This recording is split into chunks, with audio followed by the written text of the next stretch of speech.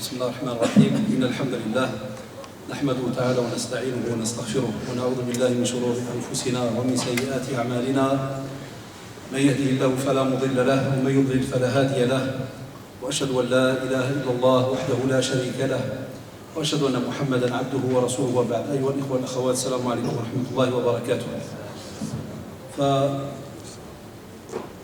Les frères responsables du local, les jeunes, ont demandé de voir avec vous aujourd'hui quelques questions qui en général sont souvent posées lors du mois de Ramadan et des fois en dehors du mois de Ramadan.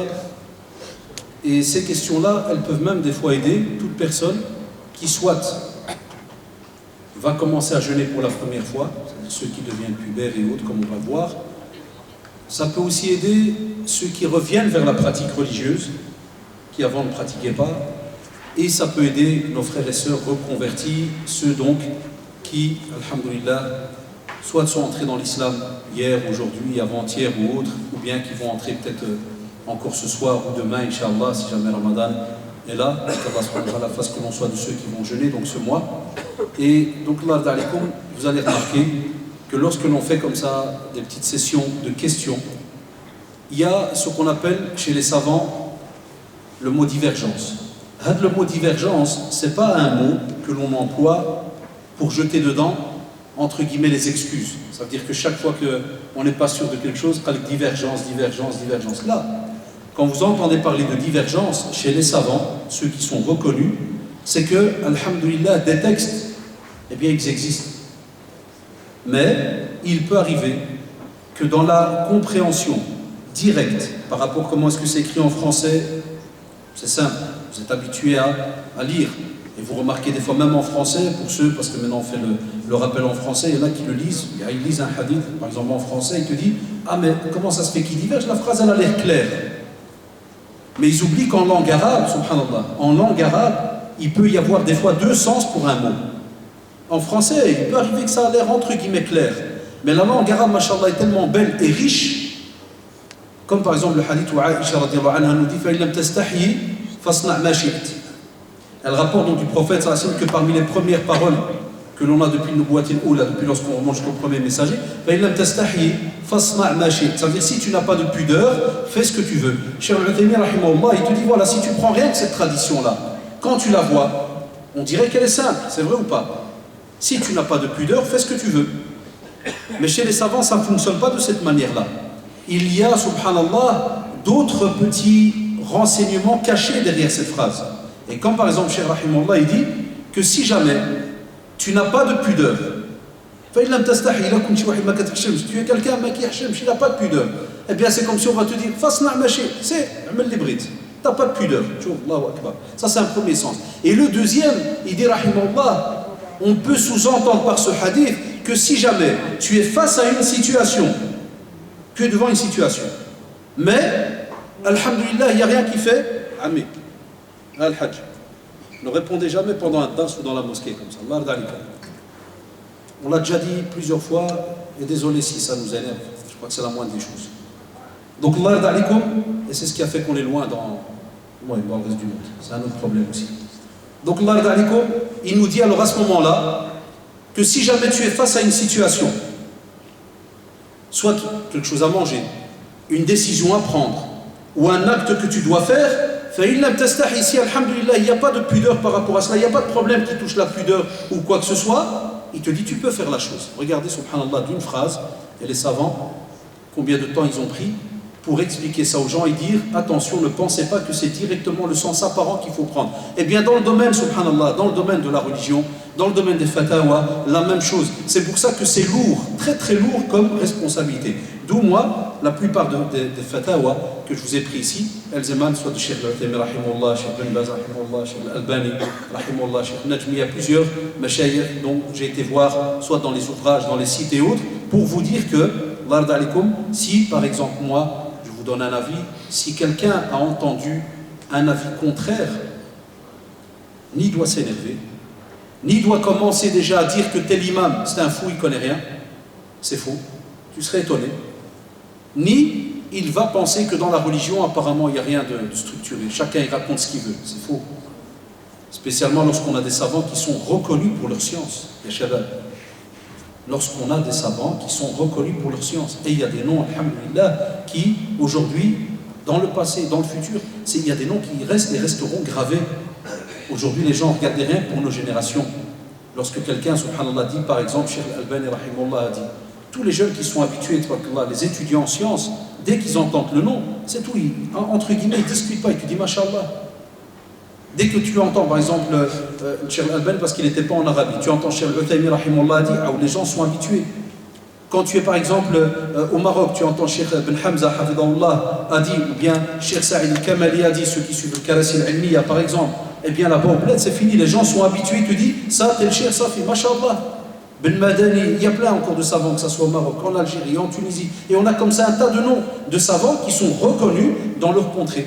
Donc, c'est ce qu'on essaie d'enseigner à nos jeunes d'année en année, de ne jamais, lorsqu'ils entendent une divergence, rabaisser un savant ou d'aller toucher la religion en pensant que tu dis, mais il raconte n'importe quoi. C'est pas normal, ça commence qu'il y a des avis. Et, de corriger certains quand, par exemple, vous avez une discussion des fois avec un non-musulman qui ne s'y connaît pas. Là, tu lui corriges, tu dis, écoute, voilà, tu ne connais pas très bien les rouages de la religion, mais sache que pour telle question, s'il y a des divergences, c'est parce que la phrase qui a été citée par le prophète sallallahu alayhi wa sallam, il y a moyen d'en faire 2, 3 idées.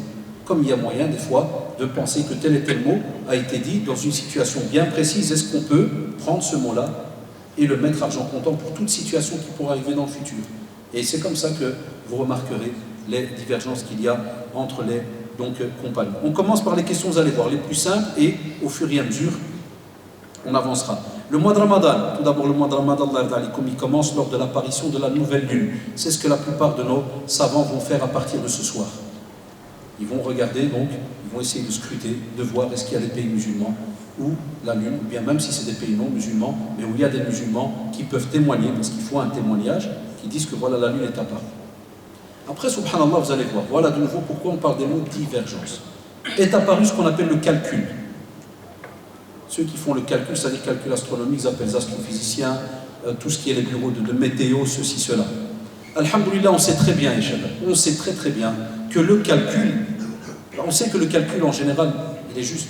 Pourquoi? Parce qu'il y a un tas de spécialistes d'ordinateurs, de satellites, qui viennent, qui te disent d'après la vitesse de la lune, du soleil, de ceci, de cela, on peut dire qu'à telle et telle heure. La preuve, vous fonctionnez avec un calendrier, il est là.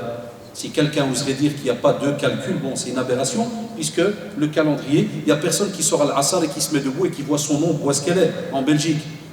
Ah, tu peux attendre le soleil des fois. Maintenant, alhamdoulilah, du soleil ces derniers temps, mais pendant des années, bon, le soleil, tu peux l'attendre. Donc on sait très bien dès que le calcul est là. Mais pourquoi est-ce qu'il y a ceux qui suivent Facebook et compagnie, c'est dommage, c'est pas de là qu'on tire la science, mais comme ça, donc aujourd'hui c'est comme ça, ceux qui suivent un petit peu les forums et autres, un des dilemmes, alhamdoulilah, on n'a pas encore cette maladie ici en Belgique à un gros point, mais elle va arriver peut-être. En France, catastrophique. En France, depuis un mois, comme vous savez, tous les week-ends, je suis quasi en France, du nord au sud, l'est, l'ouest, depuis un mois, ils se tuent entre eux. Le groupe qui dit, on ne dit que c'est Ramadan que si on voit la lune. Et un groupe qui dit non, il n'y a pas besoin de voir, puisque les calculs ils nous disent que c'est vendredi, c'est samedi, c'est dimanche. Il y a de la divergence tout simplement parce que normalement, nous en tant que musulmans, on prend toujours notre manière d'adorer Allah subhanahu wa ta'ala du Coran et de la Sunna. Et le prophète sallallahu alayhi wa sallam nous a demandé justement, il a dit Soumu li ru'yatihi, jeûnez lorsque vous aurez vu la nouvelle lune. C'est-à-dire que si jamais quelqu'un dans un pays l'a vu, et qu'alhamdoulilah on est sûr qu'il y a, donc le reste des musulmans, ils jeûnent. Et comme on le voit dans une autre tradition, on te dit que le jour du jeûne, c'est le jour où les gens jeûnent, et le jour justement de la fête, c'est quand les gens, c'est-à-dire le jour de la rupture à la fois, c'est quand les gens vont rompre. Après, vous avez des autres portes qui s'ouvrent. Regardez la beauté de la religion lorsqu'on a étudié la religion. Toujours pas la canette, juste le verre. Donc, on a toujours ces portes qui s'ouvrent. Pourquoi? Eh bien, même au temps du prophète, sallallahu alayhi wa sallam, il y avait des petites divergences. Parce que des fois, les compagnons se déplaçaient vers une autre contrée. Et un compagnon n'était peut-être pas présent au moment où le prophète sallallahu alayhi wa sallam a parlé d'un sujet bien précis. L'autre l'a entendu, Le premier l'a pas entendu. Quand il revient et il fonctionne d'après ce qu'il a entendu il y a 3 mois, le compagnon dit non, c'est pas comme ça. Le prophète m'a dit non, a'oudou billah, j'étais là quand il l'a dit. C'est quand que tu étais là? Mais j'étais là il y a 3 mois. Moi j'étais là la semaine passée. Le prophète m'a dit telle et telle chose. Tu vois, subhanallah, comment des fois une divergence peut commencer. Mais ça, il faut s'asseoir par terre. Il faut s'asseoir devant les professeurs. Aujourd'hui, il n'y a plus de parterre. Aujourd'hui, c'est avec des tables, c'est déjà bien. Mais on te dit, il faut s'asseoir. Tu dois étudier la biographie, tu dois rentrer dans la jurisprudence, tu dois réétudier ça minimum 2-3 fois pour que, subhanallah, tu remarques et tu comprends pourquoi il y a ces divergences-là. Hatta on est même arrivé à un point, dans la période avec Muawiyah radiallahu anhu et Ibn Abbas, il vient chez lui et il fait comprendre, radiallahu anhu majami'an, une discussion. Il dit, voilà, moi je viens de telle contrée, on est déjà à jeun. On a vu la lune. Et l'autre, qui lui répond, et nous, on n'a pas vu. Il est très littéraliste. Il est littéraliste. Il dit, moi, je fonctionne comme a dit le prophète. Je la vois, je jeûne. On ne la voit pas, on ne jeûne pas. D'où les savants, l'horizon, parler de ce qu'on appelle khtilaf al-matali'. Ça veut dire que tu peux avoir un pays, et ça en religion, on a le droit. Tu peux avoir un pays qui va fonctionner d'après sa vision de la lune. Et pas obligatoirement de fonctionner avec le pays qui est juste à côté. Ça existe de nouveau chez les savants. Ça existe. Mais comme certains jeunes, comme vous le savez, des fois, ils s'énervent très vite, ils n'ont pas pris la peine d'étudier. Quand il entend que, par exemple, le Maroc jeûne le lendemain, vous avez remarqué ça, ceux qui sont maintenant d'un certain âge, ils le remarquent. Par exemple, nous, souvent, on va jeûner, par exemple, samedi, tu vas entendre que, par exemple, le Maroc va jeûner dimanche. Et tu entends certains qui vont oser insulter tel pays. On va dire, ah, c'est des... Là, c'est parce que dans la jurisprudence, cette règle, wallahi, shabab, elle existe. Le pays a le droit de fonctionner d'après sa vision de la lune. Ici, c'est parce qu'on n'a pas encore tout un système bien défini. C'est pour ça qu'on ne fonctionne pas d'après la vision de la lune, spécialement par exemple en Belgique ou autre.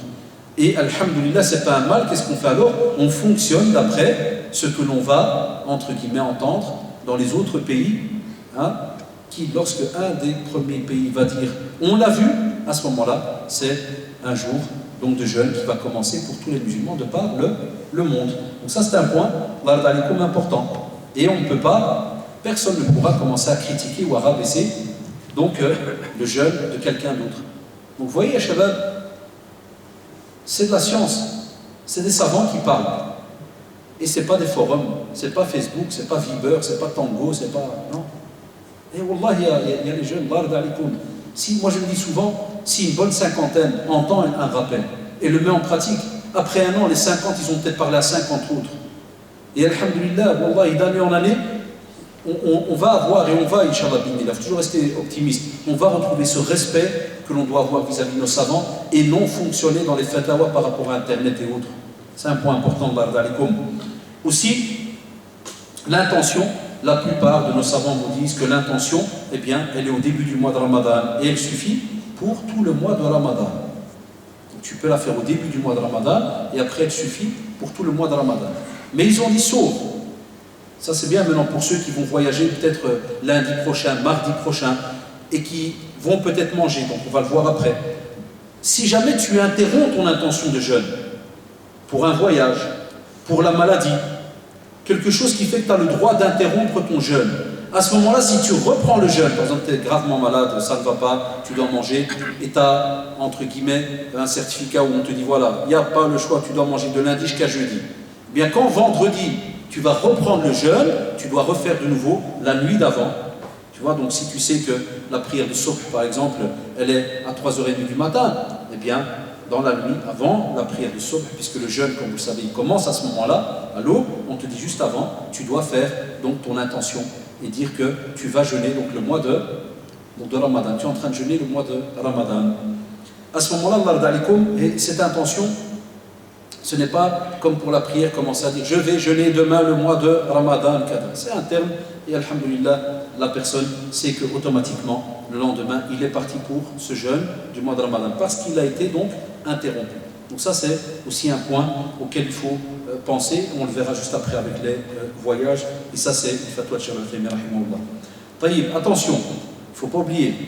Tu peux aussi commencer avec ton intention de jeûner, par exemple ici en Belgique. Et tu vas aller au bled. Et peut-être qu'au bled, il y a un décalage d'un jour. À ce moment-là, Allah alaikum, sachez que, parce que c'est une question qui revient souvent, tu ne peux pas jeûner plus de 30 jours. Donc si jamais tu es au pays et que tu vas arriver à 30 jours, et eux, comme il y a un décalage d'un jour, ils vont encore jeûner le lendemain, c'est-à-dire toi tu viens de Belgique, mais la différence de jour fait que tu vas te retrouver à 31. Est-ce qu'on a les mois de 31? On n'a pas de mois, donc de calendrier lunaire de 31, puisque le jeûne chez nous dans la Sunna c'est 29 août ou 30, calendrier c'est 29 août ou 30. Donc à ce moment-là, même s'il y a le jeûne là-bas, toi à ce moment-là tu dois rompre, tu dois manger, parce que Ramadan c'est pas 31 jours. La même chose si tu reviens, si tu as jeûné là-bas et que tu as un certain nombre de jours et avec le décalage tu arrives ici, vous avez compris maintenant le calcul, soit tu dois arrêter, soit tu dois rajouter un jour. Voilà. Même si tu étais à 29 et que tu arrives ici et qu'ils n'ont pas fini, qu'ils arrivent à 30, tu dois jeûner jusque 30. D'accord? Puisqu'alors tu termines avec ceux du pays dans lequel donc tu es. Ça c'est une question qui revient souvent, spécialement cette semaine, beaucoup de personnes nous la posent parce qu'ils partent au pays et ils te disent tiens, si je pars et qu'il y a un décalage, je vais me retrouver avec là-bas peut-être le jour entre guillemets de jeûne, et moi le jeûne est déjà terminé pour moi, je suis arrivé à 30 jours, ou bien l'inverse, est-ce que c'est l'Eid, est-ce que je dois faire, donc tout ça, vous avez compris, on ne peut pas dépasser donc les 30 jours, c'est important. Aussi la question qui revient souvent, qui doit jeûner? Souvent maintenant en semaine on a reçu par exemple, je reçois des mails, mon enfant qui a tel âge, est-ce qu'il doit jeûner, ceci, cela, on a beaucoup de questions qui reviennent là-dessus. Très rapidement, personne doit être musulman, pour que le jeûne soit accepté, il faut être musulman. Il faut être quelqu'un de responsable, puisque celui qui a perdu la raison, comme vous le savez, il n'est pas donc repris dans ce qu'on appelle le domaine de la responsabilité, donc le qalam, la plume n'écrit plus à ce moment-là. Et, parce que le prophète sallallahu alayhi wa sallam l'a rappelé, donc il y a 3 catégories de personnes qui ne sont pas notées. Le fou, tant qu'il n'a pas recouvré donc, la raison, l'enfant avant sa puberté et l'endormi tant qu'il ne s'est pas réveillé. Donc ça, c'est les situations qui nous montrent jusqu'à quel point on est donc responsable.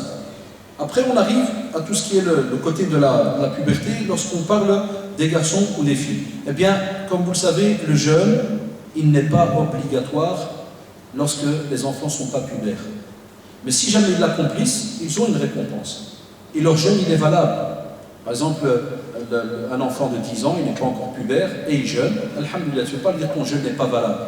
D'accord? Et on vous dit, que lorsque on a affaire à la puberté, il peut arriver donc, pour les garçons, que des fois, ils sont gênés, les parents, ils ne parlent pas, ils ne discutent pas, ils ne montrent pas. On l'a déjà rappelé, subhanallah, dans nos petits rappels, il faut absolument ne pas être gêné et poser des questions. C'est-à-dire l'apparition des poils en dessous des bras, pubis, les aisselles, pubis, doit être au courant de cela. Il y a des fois des jeunes qui ont cela des fois à partir de 14 ans. Il y a des filles même avec l'apparition des règles en plus pour les filles. Ça peut arriver même à partir de 10 ans. Alors c'est obligatoire pour elles de jeûner, mais comme vous le savez, par rapport ici à la Belgique, lorsqu'on a des 15 jusqu'à 17 heures de jeûne, alhamdulillah, on ne peut pas, comme on l'entend certains, déjà dire que ma fille ne va pas jeûner parce qu'elle a 10 ans et la journée elle est très longue. Elle commence le jeûne, avec l'intention et qu'elle commence son jeûne. Après, si subhanallah, elle n'arrive pas à tenir et c'est vraiment ça ne va pas, là alors elle a la même règle que pour ceux qui n'arrivent pas donc à continuer leur journée de jeûne. Et subhanallah, vous allez retrouver d'autres savants qui vous demandent et qui vous disent faites votre possible pour encourager les petits à jeûner. Comme pour la prière à partir de l'âge de 7 ans, on apprend la prière et elle est obligatoire à 10, on vous dit entraînez les petits à jeûner. Même s'il tient 1 heure, même s'il tient 2 heures. On sait qu'alhamdulillah, il n'est pas encore responsable, mais nous, on est responsable de son éducation vis-à-vis de cet acte d'adoration qui ne vient qu'une fois par an. Mais à l'intérieur de l'année, on a aussi des jours de jeûne, où là les plus grands sont censés déjà, machallah, être dans un entraînement continu pendant toute l'année. Ils font leur possible, parce que ce sont des investissements, wallah, qui nous sont donnés, des hasanats qui nous sont donnés entre les mains, où, machallah, tu gagnes pour l'au-delà sans que tu remarques, entre guillemets, qu'est-ce qui s'est passé. La journée, spécialement ici en hiver, elle est très très courte. 6-7 heures lever du soleil, des fois tu as, comme vous l'avez remarqué, à 4h30, il fait déjà noir. Imaginez-vous. Il nous arrive d'avoir des toutes petites journées, et même comme ça, nos jeunes délaissent ces jours-là. Et c'est pour ça que vous avez remarqué, entre guillemets, le jeûne du Ramadan est très déconnecté. Beaucoup de jeunes nous disent « je ne ressens pas d'être le jeûne, je ne le ressens pas. Je jeûne, mais je ne ressens pas le jeûne de Ramadan. » C'est normal parce que toute l'année, tu n'as rien fait. Et vous allez voir maintenant ce soir, il y en a plein qui vont attendre, hein, ils vont écouter la radio, ils vont envoyer des SMS, comme ça, top chrono, demain, boum, le type il s'arrête 17 heures d'affilée. Ah, c'est un choc à ça. Ah, il y en a, tu vas les tuer. Hein. Ah, demain, vous allez voir, si jamais c'est demain, ah, il va y avoir des morts. Hein. Ah, des types qui vont se taper des 15 heures de sommeil, des légumes, des larves. Qu'est-ce qu'il y a? Ah, mais c'est normal. Tu manges non-stop tous les jours, aucun entraînement. Et tu veux demain, tu vas commencer direct à la seconde. Voilà pourquoi, machallah, lundi, jeudi, 13, 14 et 15e jour de chaque mois lunaire, et je vous le dis quasi presque chaque fois que je vous vois, c'est important. Parce que c'est là que le musulman il se met, machallah, en marche au fur et à mesure par rapport à cette adoration, et ça donne plus d'une centaine de jours de jeûne par an, ceux qui jeûnent tous les lundis, jeudis, plus 13, 14 et 15e jour de chaque mois lunaire. Wallah, ça fait beaucoup. Quand Ramadan arrive, t'es démarré, t'es lancé. C'est vrai ou pas, Shabbat? Wallah, t'es lancé, t'es à l'aise. Et tu ressens les choses. Plus explication. C'est-à-dire quand on pose cette question et qu'on nous dit souvent, oui, est-ce que ça, quel âge obligatoire? Moi, je leur dis toujours, quand on était au centre, et même maintenant, quand on rencontre certains dans les questions, je leur dis toujours, il ne suffit pas de demander à quel âge le jeûne est obligatoire, mais aussi d'apprendre qu'est-ce qu'on va expliquer à notre enfant. Comme disait Ahad Macheikh, il dit la plupart du temps, on répond et c'est pas bien, on dit toujours aux gens, oui, jeûner, c'est tout simplement arrêter donc de manger, boire, d'avoir des relations, kada, comme vous savez les règles, depuis l'aube jusqu'au coucher du soleil. Ça mal. Et ouais, c'est tout. Non. Il y a des traditions. Il y a les prières de nuit, il y a la lecture du Coran. Il y a celui qui jeûne, machallah, avec foi et en comptant sur la récompense. Il y a alors à la fin le pardon. Alors il faudra expliquer c'est quoi jeûner avec foi, c'est quoi jeûner en étant sûr, machallah, et certains en se disant, ya Allah, c'est toi qui détiens justement la récompense, comme l'a dit le prophète dans la tradition, et un Qudsi où Allah subhanahu wa ta'ala, il le rappelle que le siyam, illa siyam fa innahu li wa ana ajibé. Allah subhanahu wa ta'ala, c'est lui le seul, subhanahu wa ta'ala, qui vous donnera la récompense du jeûne, parce que c'est pour lui. C'est entre vous et lui, subhanahu wa ta'ala. Donc, comme ça, c'est un point aussi qu'il est important de rappeler, vous les jeunes, si jamais des fois vous remarquez que le père, la mère sont peut-être un peu âgés, ils ne sont pas habitués à expliquer certains sujets. Prenez la relève, expliquez l'importance du changement de comportement, de la relation vis-à-vis d'Allah, subhanahu wa ta'ala, que c'est peut-être mon dernier jeûne. Et expliquer un tas de situations qui fait que, alhamdulillah, on arrive à comprendre. Et ne jamais penser que le jeûne, c'est tout simplement d'arrêter de manger, boire, ceci, cela. Ça, alhamdulillah, ça c'est ce côté, entre guillemets, par rapport au corps, par rapport à la restreinte et autres. Après, il y a le côté spirituel, entre toi et Allah, subhanahu wa ta'ala, tout le côté du comportement, tout le côté de la lecture, du Coran, mise en pratique de la sunna, vivre avec les prières surérogatoires, les tarawih et ainsi de suite. Très très important. Aussi, n'oubliez pas qu'il y a des personnes qui, alhamdulillah, donc ne jeûnent pas, puisque comme vous savez, ceux qui, par exemple, on rentrera après dans les détails, donc ceux qui sont malades, des personnes âgées qui n'arrivent plus à jeûner, des fois on a des personnes âgées, subhanallah, qui ont des maladies qui font que par exemple Alzheimer ou bien Parkinson, par rapport au fait qu'ils doivent prendre des médicaments des fois, ils sont rattachés entre guillemets au même groupe que par exemple les personnes qui sont malades et qui ont des maladies chroniques et autres. Donc tout ce qui est le monde de la maladie, on verra cela après dans certains exemples. Donc ça aussi, vous devez donc savoir qu'il y a des règles par rapport à cela. On le verra donc tout à l'heure. Donc ça c'est la question d'Al-Dalikum par rapport à qui doit donc jeûner. Comme question, est-ce qu'une seule intention suffit pour tout le mois de Ramadan? Qu'est-ce qu'on a dit tout à l'heure? On a dit que la plupart des savants te disent tu fais donc une intention donc au début du mois de Ramadan pour réveillez-vous, pour tout le mois. C'est pour ça que je ne leur dis pas bien de mettre les recos. Moi quand il n'y a pas d'erco c'est mieux. C'est l'arabe qui tu restes. Moi les recos vous avez remarqué tout le monde est bien étalé. C'est trop de bien, tu le bien. Donc on vous dit aussi lorsque commence le mois de Ramadan, on a aussi certaines personnes donc, qui ont une manière de voir les choses par rapport à la rupture. Et on a un gros problème avec les calendriers. On a une colonne qu'on appelle Imsak. Vous la connaissez. On sait que pour nos frères et sœurs maghrébins, si tu leur enlèves cette colonne du calendrier, c'est comme si tu as tué la moitié de la communauté. Un calendrier sans imsak, catastrophique. Alors qu'en vérité, wallah, il n'y a pas de imsak. Wallah, on n'a pas de colonne imsak dans la sunna. Hatta les grands machers, ils osent le dire. Ils te disent ça, c'est une innovation. Tu dis ça, c'est nouveau, ça. On n'a pas de imsak. Normalement, dès que le adhan commence, c'est tout. On arrive à l'aube, il y a le adhan, t'arrêtes de manger. Il n'y a pas 10 minutes avant. Puisque si tu fonctionnes alors de cette manière-là, imaginez-vous comment est-ce qu'on rend les choses compliquées aux gens. C'est-à-dire quelqu'un, par exemple, j'invente à 3h30, tu mets une sac, 3h20. T'imagines, tu ouvres les yeux à 3h20. Ça veut dire que tu ne peux plus manger. Hein. Donc Ramadan, donc le jeûne commence à l'imsak. Des fois, ça coule de source. Mais des fois, alors on te dit non, mais c'est plus pour la sécurité. Ah, mais alors dites-le aux gens. Dites-le, faites attention, Kada, mais vous savez très bien que dans les calendriers, ce n'est pas écrit colonne sécurité. Non, c'est très bien que l'imsak, c'est que tu arrêtes, tu ne manges plus. Alors si quelqu'un oserait dire, ouais, mais parce qu'on n'est pas très sûr de l'heure. Ah, donc pour Dhuhr, l'Asr, le Maghrib, l'Isha, ça sous-entend que lorsqu'on prie, en suivant le calendrier, on n'est pas sûr de l'heure de la prière qu'il y a sur les calendriers. Donc il arrive qu'on prie avant l'heure. Alors vous allez me dire à l'envers, non, on a rajouté 10 minutes. Mais pourquoi? Donc, subhanallah, il y a quand même des fois des habitudes que les gens prennent et ils se mettent dans des problèmes, dans des complications, sans que l'on retrouve cette trace-là dans le domaine de la sunna. Et c'est pour cela, Allah on vous dit, n'écoutez pas, de façon avec politesse, hein, n'écoutez pas quand quelqu'un va vous allumer, vous dire, tiens, ça arrive à la maison, ou si tu as été chez la famille, ou si jamais, un petit exemple, tu as été très tôt à la mosquée pour prier la prière de Subh, et 5 minutes avant, par exemple, tu as fait quelques rak'at, 5 minutes avant, tu as pris une date, tu as voulu manger, puis tu vas voir quelqu'un, ça peut arriver, âgé, jeune ou autre, et qui va dire, non, tu manges dans Ramadan, dans la colonne c'est écrit, tu dois arrêter. N'entrez pas dans la polémique. Ne vous disputez pas parce que vous étiez dans un acte d'adoration et vous préparez, mashallah, le début d'un autre acte d'adoration. Vous étiez dans de la prière, invocation, rappel et autres, et maintenant vous allez rentrer dans un nouvel acte d'adoration, qui est le jeûne. Et la prière juste avant ce jeûne. N'entrez pas en dispute alors que vous allez aller rencontrer Allah, subhanahu wa ta'ala.